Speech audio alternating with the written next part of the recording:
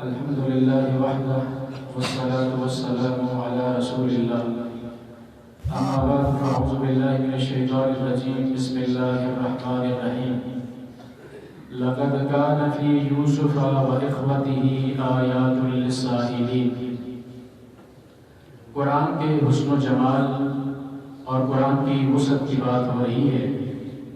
تو آج مختصر طور پر سورہ یوسف کے اندر اللہ تعالیٰ نے جو سیدنا یوسف علیہ السلام کا قصہ بیان فرمایا ہے،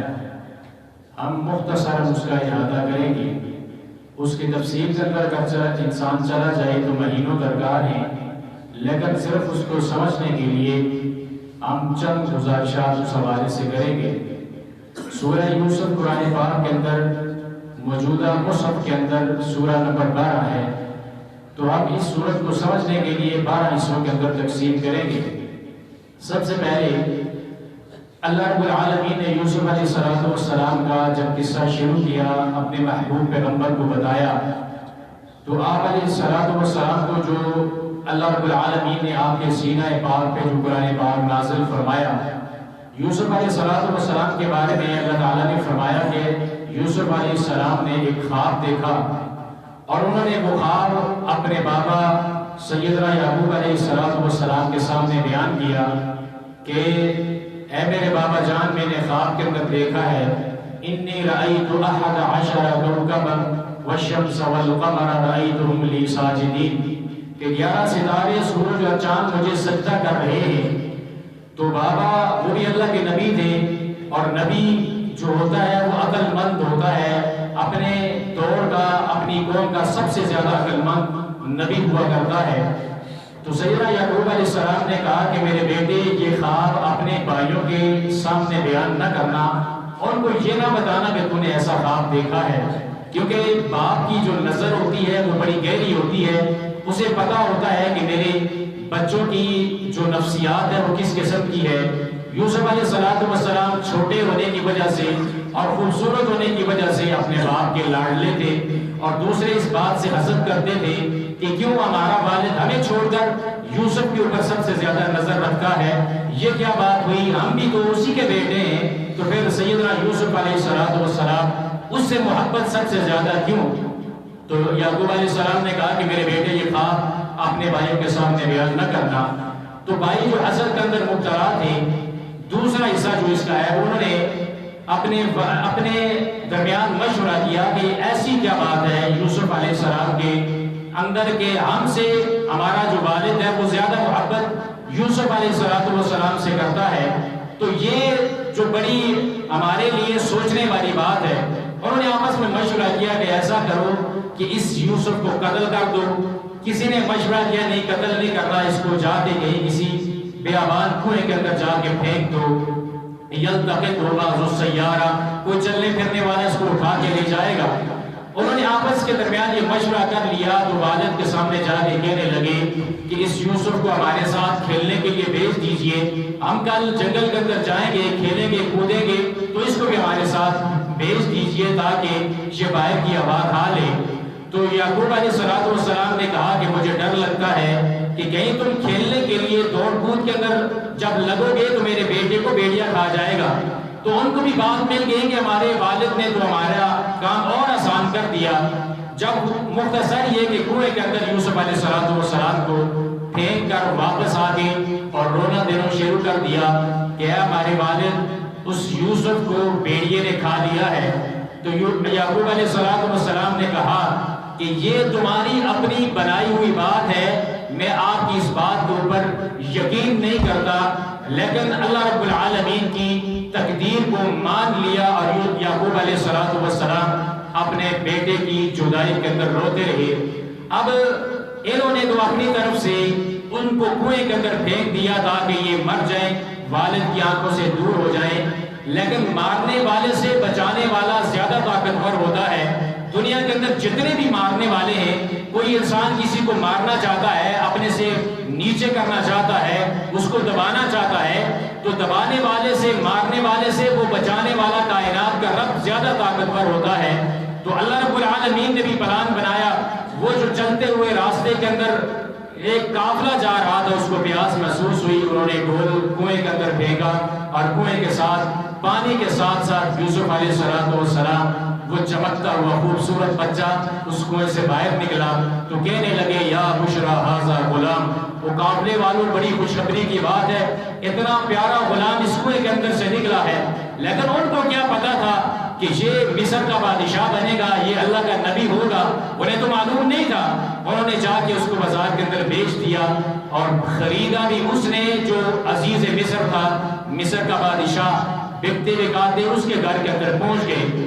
اب خوبصورتی اتنی زیادہ تھی، اتنا زیادہ حسن و جمال اللہ تعالیٰ نے ان کو عطا کر رکھا تھا، جوانی کی عمر کو جب پہنچے تو عزیز مصر کی بیوی نے ان کو برگلانے کی کوشش کی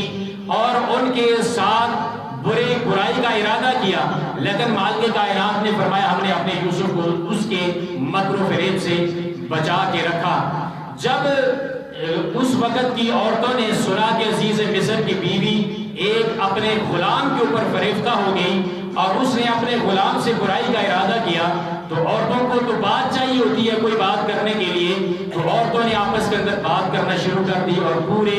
جب ایک عورت کے پاس بات پہنچ جائے تو سمجھو کہ بس پورے علاقے کے اندر وہ بات پہنچ گئی۔ عورتوں کی عادت ہوتی ہے کہ وہ ایک دوسرے کو بتاتی رہتی ہیں اور یہ بات پورے شہر کے اندر پھیل گئی۔ تو اس عزیز مصر کی جو بیوی تھی اس نے ایسا کیا کہ عورتوں کے لیے دعوت کا انتظام کیا، ان کے سامنے پھل رکھے اور ساتھ ایک ایک چھری بھی رکھی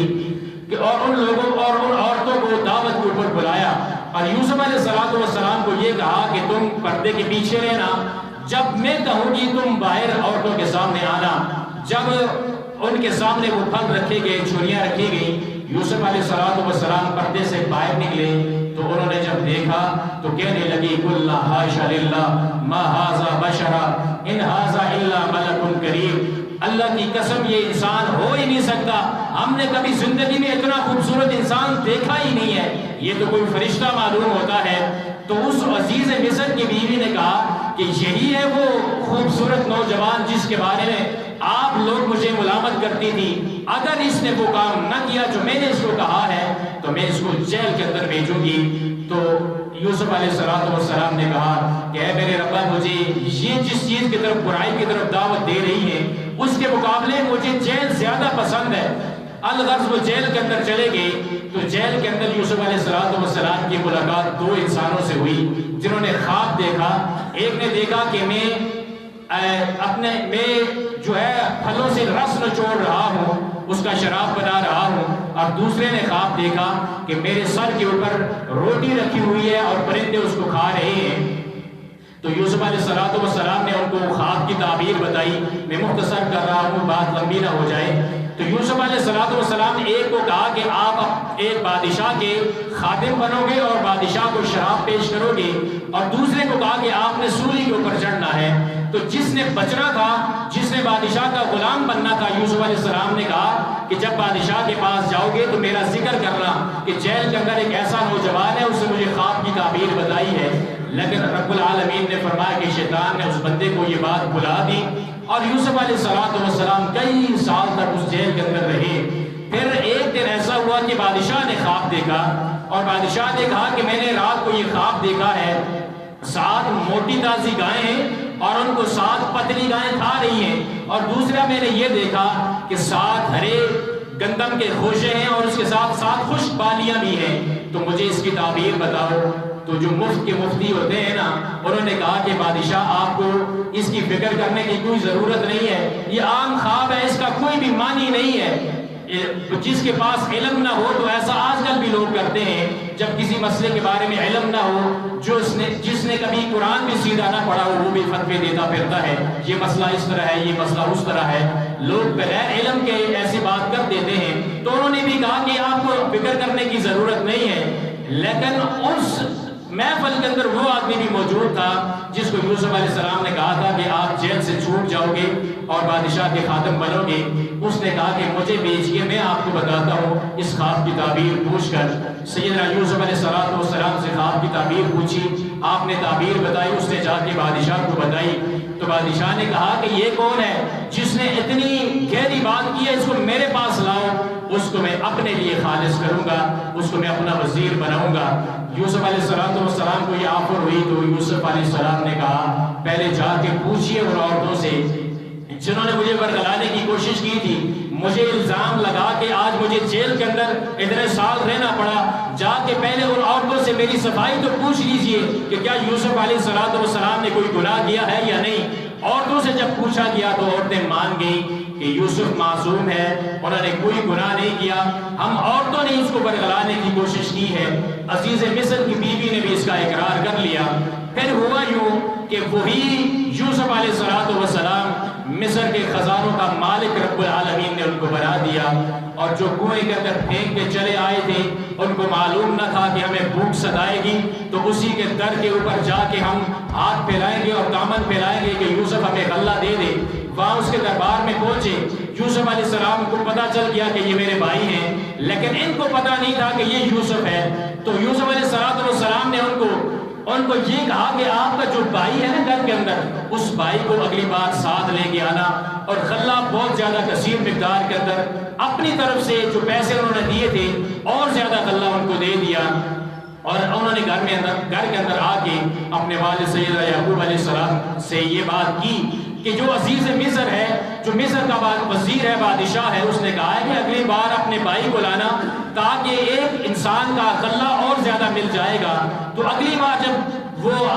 سیدنا یوسف علیہ السلام کو اس بھائی کو ساتھ لے کر گئے تو یوسف علیہ السلام نے اپنے بھائی کو دیکھ کر ان کو پہچانا اور کہا کہ میں تیرا بھائی یوسف ہوں۔ چپکے سے ان کو بتا دیا، لیکن دوسروں کو پتہ نہیں لگنے دیا جنہوں نے یوسف علیہ السلام کو کنویں کے اندر پھینکا تھا۔ پھر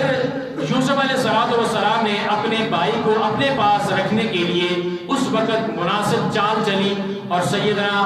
یوسف علیہ السلام نے اپنے بھائی کو بھی اس چال کے ذریعے جو کہ اس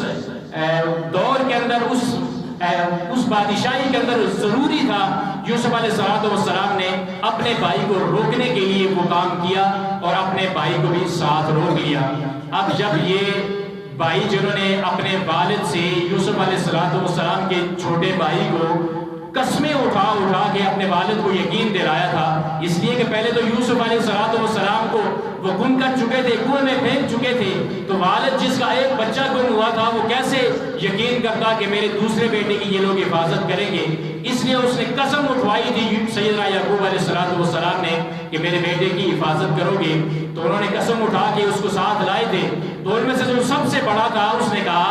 کہ میں اپنے والد سے قسم اٹھا کے اس بنیامین کو ساتھ لایا تھا، اب میں جا کے اپنے والد کو کیا منہ دکھاؤں گا۔ تو یوسف علیہ السلام پہلے گم تھے، اس کے بعد بنیامین، اس کو یوسف علیہ السلام نے روک لیا، اور سب سے بڑا اس لیے روک لیا کہ میں اپنے والد کو جا کے منہ کیا دکھاؤں گا۔ اب پہلے ایک کے لیے روتے تھے، اب 3 بیٹے گم تھے۔ جب واپس آئے بیٹوں نے کہا کہ تمہارے بیٹے نے تو چوری کی ہے اور چوری کی وجہ سے اس کو سزا ہوئی ہے اور ملک نے اس کو پکڑ لیا ہے۔ تو یوسف علیہ السلام اور یعقوب علیہ السلام اپنے پہلے بیٹے کی جدائی کے لیے پہلے ہی تڑپتے تھے، اتنا روتے تھے کہ وَبِيَضَّتْ عَيْنَاهُ مِنَ الْحُزْنِ یعقوب علیہ السلام کی آنکھیں رو رو کے سفید ہو چکی تھی کہ میرا پیارا بیٹا پہلے یوسف بھی گم ہے، اب 2 بیٹے اور زیادہ گم ہو گئے۔ تو یوسف علیہ السلام کیا جو یعقوب علیہ السلام تھے ان کے بارے میں رب العالمین نے قرآن پاک کے اندر یعقوب علیہ السلام کے بارے میں یہ بات کی کہ یعقوب علیہ السلام اپنے بیٹے کے لیے، جب 2 بیٹے اور گم تھے لیکن یوسف سب سے زیادہ یاد آتا تھا، اس لیے کہ وہ سب سے پیارا تھا اپنے والد کو، اور روتے ہوئے کہتے ہیں کہ میں یوسف یا اسف علی یوسف وابیضت عیناہ من الحزن، ہائے میرا یوسف کے لیے وہ رو رہے تھے سیدنا یعقوب علیہ السلام۔ اب 2 بیٹے اور گم ہو چکے، لیکن یعقوب علیہ السلام نے کہا کہ تم لوگوں نے اپنی طرف سے بات بنائی ہوئی ہے، ہو سکتا ہے کہ اللہ میرے سارے بیٹوں کو مجھے واپس لا دے اور میں اپنے سارے بیٹوں سے مل سکوں۔ پھر یہ دوبارہ یہ لوگ غلہ لینے کے لیے جب گئے یوسف علیہ السلام کے دربار میں، تو کہنے لگے، یوسف علیہ السلام نے کہا، اور یوسف علیہ السلام سے کہا کہ ہمیں اے ملک ہمیں پہلے غلہ بھی دیجئے اور ہمارے اوپر صدقہ بھی کیجئے، اس لیے کہ ہمارے حالات بڑے خراب ہیں۔ تو یوسف علیہ السلام نے کہنے لگے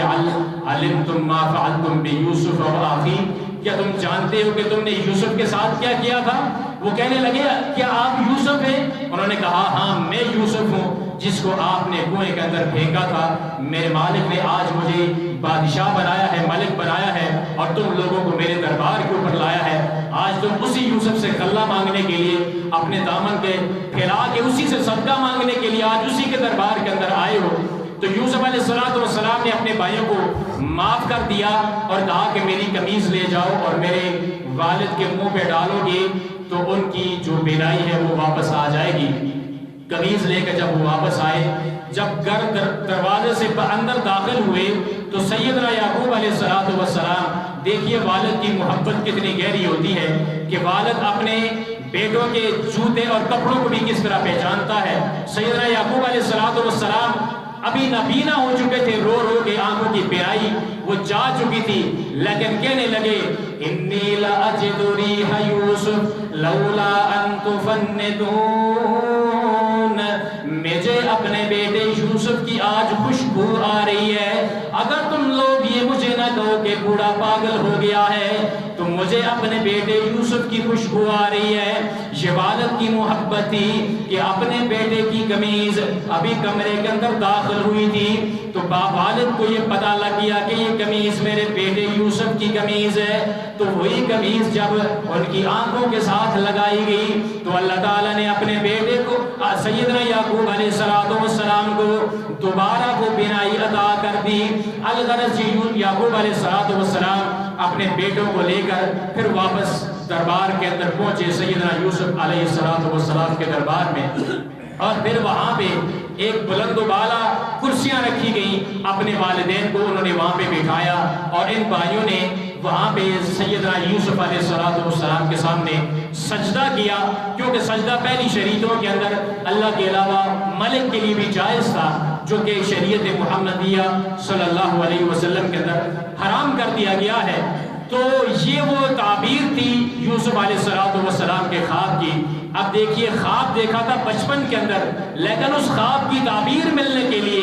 کتنی مشکلوں سے یوسف علیہ السلام کو گزرنا پڑا۔ کنویں کے اندر گئے، بازار کے اندر بکے، عورتوں کے مکر و فریب کی وجہ سے جیل کے اندر داخل ہوئے اور بہت زیادہ پریشانی کا سامنا کرنا پڑا، اور جا کر آخر کار اللہ تعالیٰ نے ان کو وہ عزت وہ مقام عطا کر دیا کہ جو لوگ ان کو مارنے کے اوپر تلے ہوئے تھے، کل وہی ان کے دربار کے اندر اللہ ذوالجلال والاکرام نے ان کو ایک فقیر کی حیثیت سے سیدنا یوسف علیہ السلام کے سامنے پیش کیا۔ تو یہ صورت ہمیں بھی یہ سبق سکھلاتی ہے کہ دنیا کے اندر دنیا والوں کی سازشوں کو اپنی خاطر کے اندر نہ لائیے۔ دنیا والے جو بھی کہیں، ساری زندگی ساری کائنات آپ کو اگر مارنے کے اوپر تل جائے، ساری کائنات آپ کو زیر کرنے کے اوپر تل جائے، اگر مال کے کائنات آپ کو بچانا چاہتا ہے تو کائنات کی کوئی طاقت آپ کو ضائع نہیں کر سکتی جب مال کے کائنات تمہیں ضائع نہ کرنا چاہے۔ اور اگر رب العالمین تم نے ذلت و رسوائی کی پستی کے اندر گرا دے تو ساری دنیا مل کر بھی آپ کو عزت نہیں دے سکتی۔ انہوں نے کنویں میں پھینکا، ذلیل و رسوا کرنے کی کوشش کی، لیکن مال کے کائنات نے اسی کو اس مصر کا بادشاہ بنا کے رکھ دیا۔ تو یہ مال کے کائنات کے کام ہے۔ رب العالمین نے یہ سورت قرآن پاک کے اندر یہ واقعہ ہمارے لیے ایک سبق آموز واقعہ قرآن پاک کے اندر بیان کر دیا کہ ہم اس واقعے کو سنیں اور اپنے ایمان کو تازہ کریں، اور اللہ رب العالمین کی ذات کے ساتھ ہم اپنے تعلق کو، ایمان کو اور عقیدے کو مضبوط بنائیں۔ مختصراً یہی عرض ہے۔ اللہ رب العالمین سے دعا ہے کہ مال کے کائنات ہمیں قرآن کو سمجھنے کی اور اس کو پر عمل کرنے کی توفیق عطا فرمائے۔